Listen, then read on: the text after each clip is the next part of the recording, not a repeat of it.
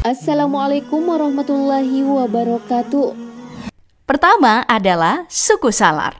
Ini adalah salah satu suku minoritas yang menganut agama Islam selain suku Hui dan Uighur.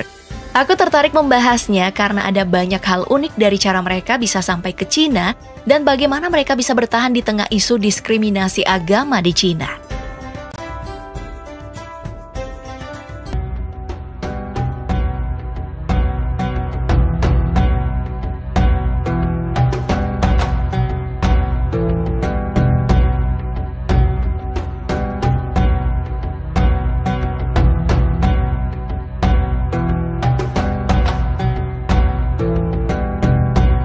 Baik, yang pertama mau aku jelasin kalau orang Salar ini sebenarnya etnis yang asal-usulnya dari Turki. Mereka diklaim sebagai keturunan dari suku Salur, orang Turki kuno, dari suku Turki Oghuz, suku yang mendiami bagian barat Turki. Salur sendiri punya arti penakluk di mana-mana dan tidak terkalahkan. Selama berabad-abad, etnis ini berdiam di perbatasan Tiongkok, Qinghai Gansu, terus bercampur dengan orang Tibet, Hui, Cina, Han, dan Mongol yang dimulai di zaman dinasti Tang. Sekarang kita jawab pertanyaan, bagaimana bisa di zaman dulu suku Turki ini bisa sampai ke Cina nih? Padahal jaraknya itu 5.946 km. Sebenarnya ada beberapa versi. Kalau menurut legenda, ada dua bersaudara, Haraman dan Ahman, bersama 18 anggota suku, melarikan diri dengan hanya berbekal unta, dengan air, tanah, dan Al-Quran.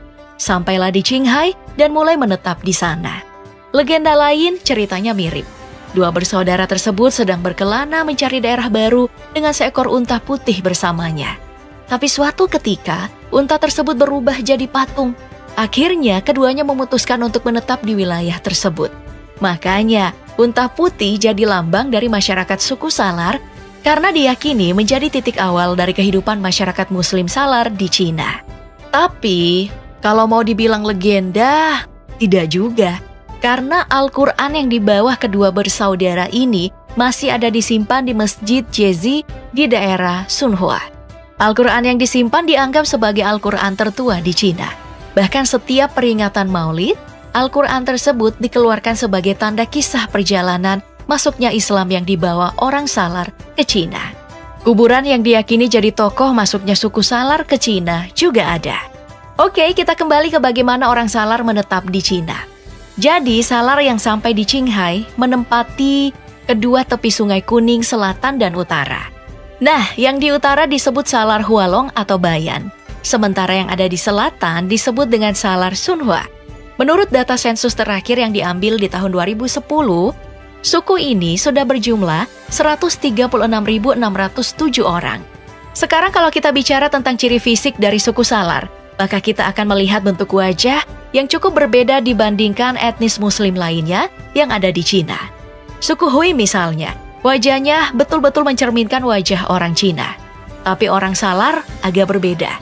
Ciri fisik orang Turkis Oghuz sebagian besar masih melekat di suku ini. Alasannya karena tradisi pernikahan mereka.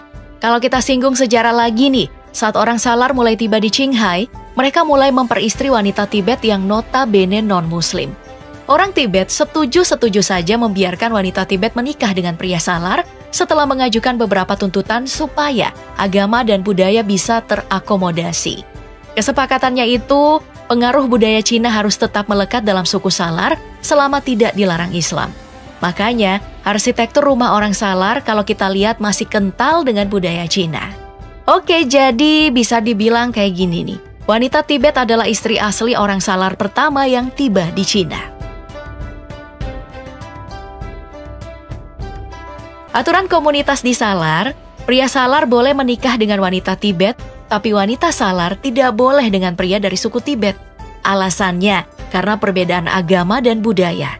Karena aturan pernikahan yang memperbolehkan pria Salar menikah dengan orang di luar Salar, persoalan etnis di Salar sangat bercampur. Tapi ada yang menarik.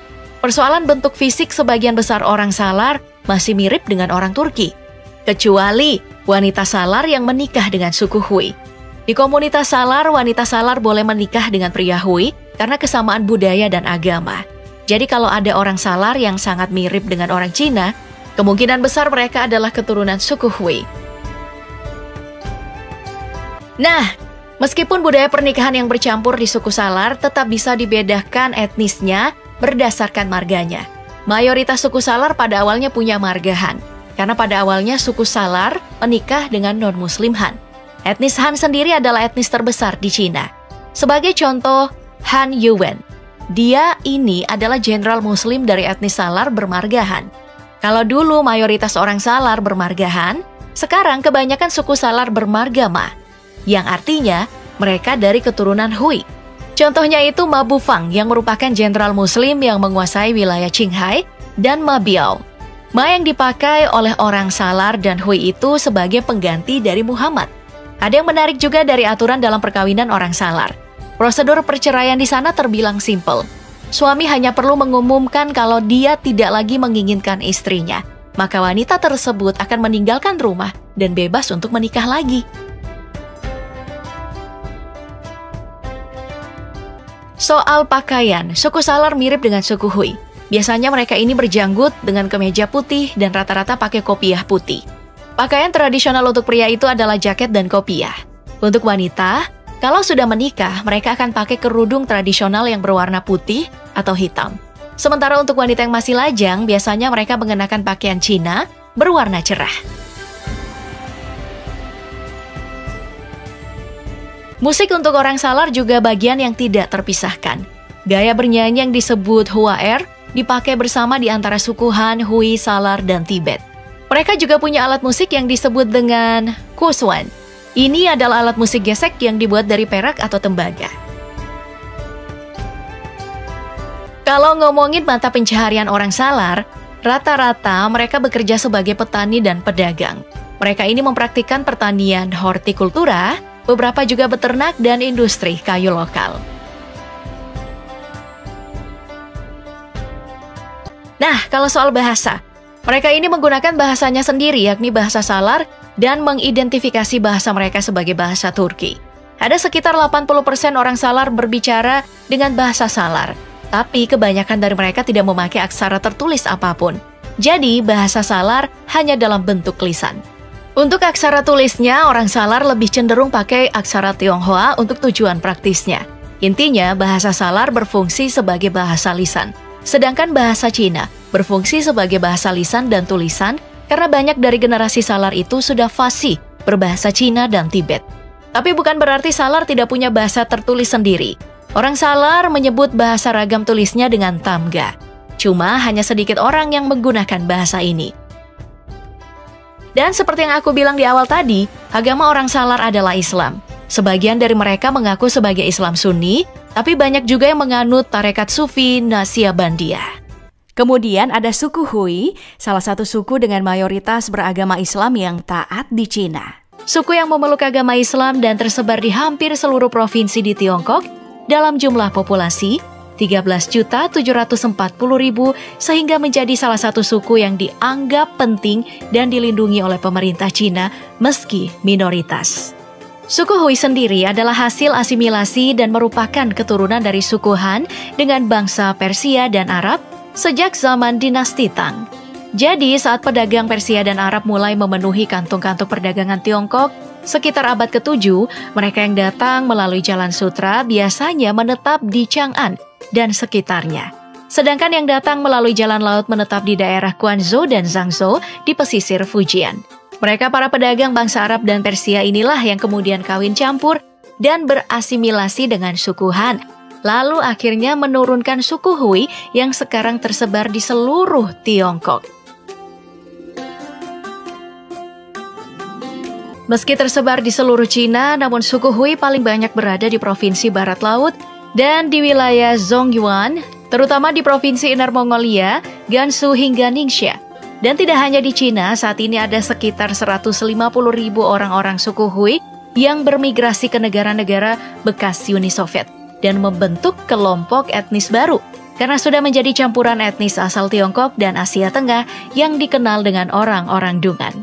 Mereka tersebar di Kazakhstan, Kirgistan, dan sebagian di Rusia setelah melarikan diri antara tahun 1820 hingga 1880 karena terjadi pemberontakan pantai. pemberontakan Muslim Cina yang dipicu oleh persaingan ekonomi antara Cina Han dan pekerja Hui. Secara fisik, suku Hui sebenarnya tidak berbeda dengan suku Han, suku mayoritas di Cina. Bedanya, suku Hui hidup dengan menjalankan syariah Islam, namun bergaya Konfusianis. Cara mudah menemukan orang-orang suku Hui adalah dengan mencari penjual makanan halal dan masjid untuk tempat beribadah. Selain itu, penampilan dan penampakan orang-orang suku Hui juga cukup mencolok dibanding warga Cina pada umumnya, karena mereka mengenakan pakaian khas Muslim. Laki-laki biasanya menggunakan peci atau topi bergaya Hui yang berukuran kecil, hitam atau putih, tanpa pinggiran, namun kebanyakan mereka lebih suka memakai yang putih. Ada juga yang lebih suka membungkus kepalanya dengan handuk atau kain putih. Mereka lebih suka memakai kemeja putih dan agar terlihat rapi, cerah, dan hikmat, mereka juga memakai celana panjang dan kaos kaki putih, terutama saat menikah. Sedangkan perempuan biasanya memakai topi putih berbentuk bulat dan kerudung di kepala mereka. Untuk remaja putri, mereka mengenakan kerudung hijau dengan tepi emas dan pola bunga dan rumput yang sederhana, elegan, dan bersulam. Perempuan yang telah menikah mengenakan kerudung hitam yang menutupi mereka dari kepala hingga bahu, dan untuk perempuan lanjut usia, mereka mengenakan pakaian putih yang menutupi kepala hingga punggung.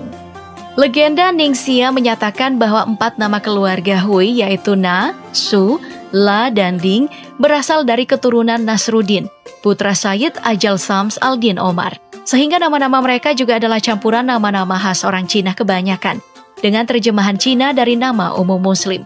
Seperti Margama untuk Muhammad, Ha untuk Hasan, Hu untuk Hussein, Sai untuk Said, Shah untuk Shah, Zeng untuk Syams, Hai untuk Haidar, Go atau Koai untuk Kamarudin. Beberapa dari mereka bahkan memiliki 2 nama Tionghoa dan nama Muslim dalam bahasa Arab.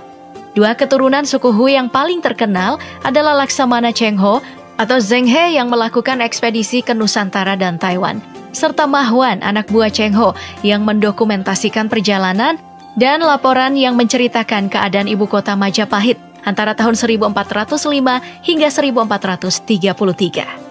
Dan seperti Muslim pada umumnya, suku Hui juga menolak konsumsi daging babi, daging yang paling umum dikonsumsi di Cina. Mereka mengembangkan masakan Cina sehingga muncullah berbagai menu masakan Cina Islami, serta seni bela diri Cina Muslim. Bahkan, orang suku Hui yang mendaftar militer cukup dikenal dan dipuji karena keterampilan bela diri mereka. Suku Hui dikenal sebagai pakar kuliner dengan berbagai makanan khas. Salah satunya Niang Pi, semacam mie yang dibumbui berbagai jenis bumbu. Lalu ada lamian mie yang direbus dan kemudian dicampur dengan jamur, irisan daging dan telur, dan saat ini lebih dikenal dengan mie tarik, mie dengan daging, dan lain-lain.